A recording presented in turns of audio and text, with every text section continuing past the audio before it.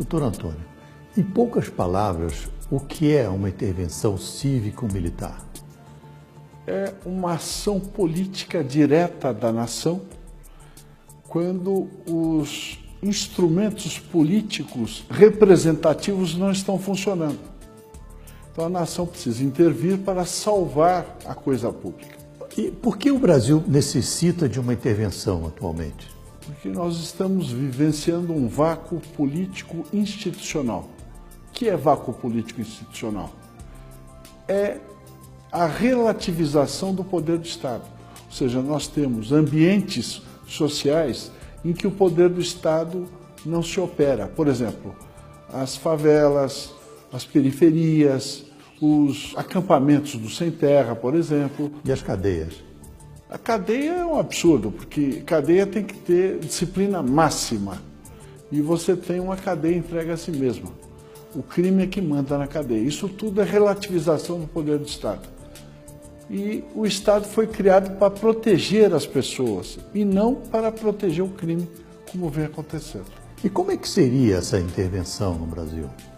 Veja, a Constituição Federal, sabiamente, sabedoria dos seus redatores, não dos políticos que debateram a Constituinte, sabiamente ela estabeleceu no artigo 1º e no artigo 142 que a sociedade pode ter uma ação política direta através dos seus instrumentos de força, que são os seus exércitos. Qualquer nação tem o exército como instrumento de garantia.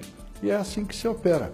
A nação, junto com os seus mandatários militares, intervém no processo político, afasta o crime do poder do Estado, faz uma adequação de mecanismos institucionais e convoca eleições gerais.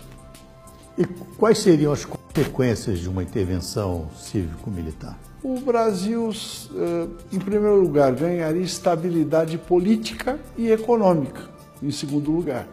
O que o mundo precisa, um Brasil forte para comprar e vender mais. E abastecer os mercados com seus produtos agrícolas e minerais. Sim. Essa é a consequência. Então o Brasil sairia da 7ª ou 8ª potência e em 2 anos iria para 3º lugar. Nós ultrapassaríamos o Japão com certeza. Sim. Em 2 anos apenas. Beleza. E qual a diferença de uma intervenção cívico-militar comparado com o tal chamado golpe militar de 64? Veja, em 64 o ambiente era diferente. O Brasil era uma província poeirenta que vivia a Guerra Fria, que era instrumento do poder real, que é uma guerra que realmente não ocorreu, que as potências sempre se entenderam. Agora, os países periféricos viviam uma guerra sangrenta que não traduzia a realidade. O Brasil temia que a ideologia tomasse conta da sua vida, afastando as suas crenças e o convívio social adequado. E uma intervenção? Houve a intervenção, e naquele tempo, eu digo naquele tempo que faz tempo mesmo, 64, houve uma intervenção cívico-constitucional também. Só que o povo só participou da intervenção propriamente dita. Em seguida se afastou da coisa pública. E a proposta atual é que o povo continue, mas como? Como fiscal do exercício do poder. São esses mecanismos de fiscalização que nós temos que apropriar o mecanismo do Estado.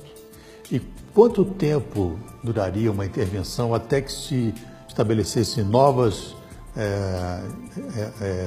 votações e eleições? Em primeiro lugar, a intervenção propriamente dita, o país tem que funcionar rapidamente, com uma nova feição. Você tem que alterar a Constituição, dotando-a de mecanismos que possibilitem que a sociedade fiscalize o exercício do poder.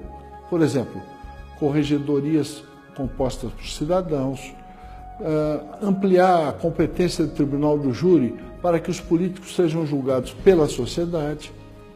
Então, feito isso, você tem que adequar o mundo partidário para afastar o crime desse mundo também. Quando você saneia a coisa pública, você tem que aprimorar os mecanismos de escolha, ou seja, o processo eleitoral propriamente dito, que é um mecanismo de escolha. Você tem que garantir, em primeiro lugar, o quê? A liberdade de escolha do cidadão. Feito isso, você pode convocar as eleições, a partir das eleições municipais, depois das estaduais e, por fim, a eleição presidencial. E quais são os aspectos benéficos a longo prazo? A longo prazo, o Brasil assume o seu papel de potência internacional. Porque existem potências naturais. Quais são as potências naturais? Estados Unidos, Índia, China, Rússia e Brasil. Por que eles são potências naturais? Porque eles têm recursos minerais, território e população. Só o Brasil que não exerce a sua condição de potência, porque a Índia é uma potência regional, tem até bomba atômica, não é verdade? Agora, o Brasil, a China também exerce, apesar de ultra populosa, ela exerce o seu poder também. O Brasil não, a única potência natural é o Brasil e não exerce o seu poder.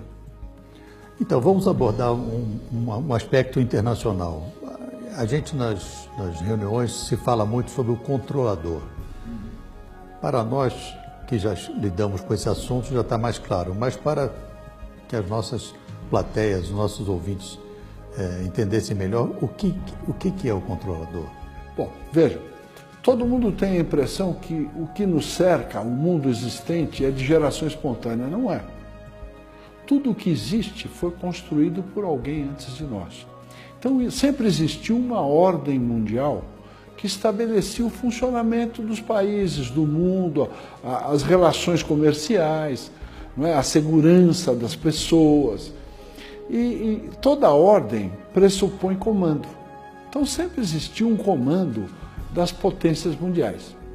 O Império Romano tinha seu controle sobre as províncias e o Império Britânico continua tendo. Eu digo Império Britânico, soa algo meio antigo, mas não é. O Império Britânico continua exercendo o seu poder plenamente. Ele só deixou de ser colonizador direto.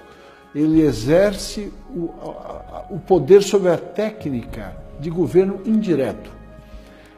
Quem manda no mundo são as monarquias europeias no poder. O controlador financeiro, o controller financeiro das potências monárquicas europeias é o Banco Rothschild & Sons, que controla a economia e a política mundiais através do sistema financeiro internacional. Ele verticaliza a produção de minérios, por exemplo. A General Electric ela não vende turbina, ela vende minério com valor agregado na turbina, que são milhares de vezes o valor do minério. Então, é um sistema verticalizado que garante o poder das monarquias europeias. E isso tem um efeito deletério no Brasil? Não, é deletério no mundo. Só para exemplificar, o Fed, que é o Banco Central americano, não é um organismo estatal, é um banco, é um pool de bancos coordenados pelo Rothschild & Sons. Quer dizer, até o meio circulante do dólar é controlado pelo Banco Rothschild. E no Brasil, quem são os seguidores do... A classe política, porque você tem o controlador, os agentes conscientes e os idiotas que acham que sabem alguma coisa, que são os agentes inconscientes, aquele tipo, eu sou da paz, sou pelo desarmamento e o problema indígena. Então, a classe política são os agentes conscientes do controlador. Eles são os gerentes das determinações internacionais que submetem o Brasil à escravidão. Certo. Todos os políticos. Todos. Na sua opinião, quando o presidente Trump assumir, e caso haja uma intervenção cívico-militar aqui, qual que você acha que seria a posição dele em relação a isso? Veja, o mundo precisa de um Brasil estável política e economicamente. Por quê? Porque se você aumentar a renda através de uma estabilidade política e econômica, você aumenta o comércio internacional 5 vezes. Isso vai garantir estabilidade política e econômica na Europa, nos Estados Unidos e garantir a segurança alimentar da Ásia. Então, só o Brasil é que pode fazer isso, porque um Brasil estável, ele puxa para o mercado de consumo 400 milhões de latino-americanos, que é um mercado considerável, que tem a vantagem de não pressionar